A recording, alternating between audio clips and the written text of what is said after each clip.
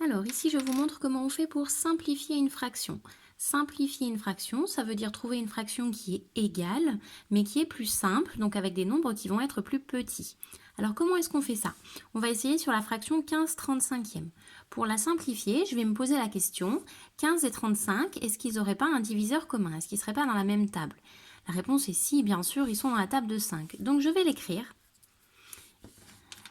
Hop, ils sont tous les deux dans la table de 5, donc je vais écrire le 5, hop, au numérateur et au dénominateur.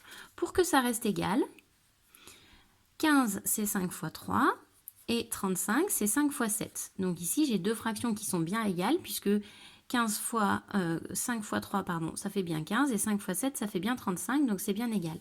C'est arrivé à cette étape-là qu'on va simplifier.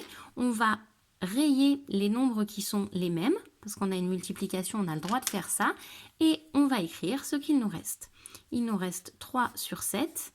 Donc ici, nous avons simplifié la fraction. On a trouvé une fraction qui est égale, et on a des nombres qui sont plus petits, donc on a une fraction 3/7, c'est plus simple que 15/35.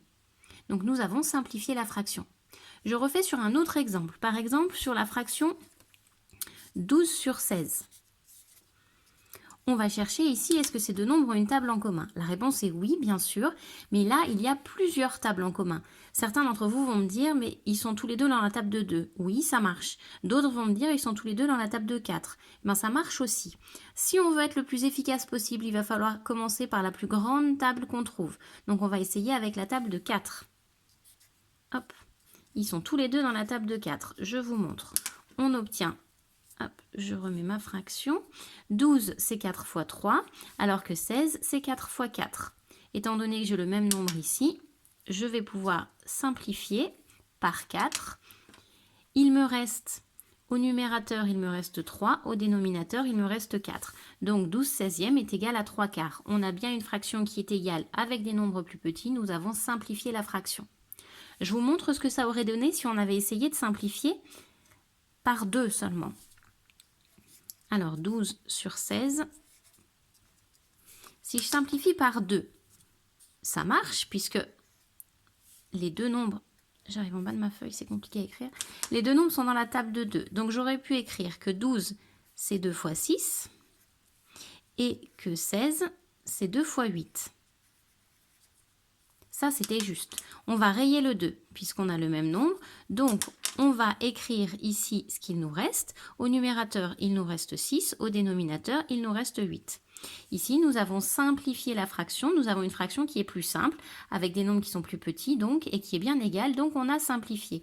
Par contre, on n'a pas simplifié le plus possible. C'est-à-dire que si on se repose la question, est-ce que 6 et 8 sont dans la même table? La réponse est oui. On va pouvoir ici rajouter une autre étape de simplification. Ces deux nombres-là sont tous les deux dans la table de 2. C'est 2 fois 3 au numérateur et 2 fois 4 au dénominateur. On raye le nombre qui est en commun et on écrit ce qu'il reste.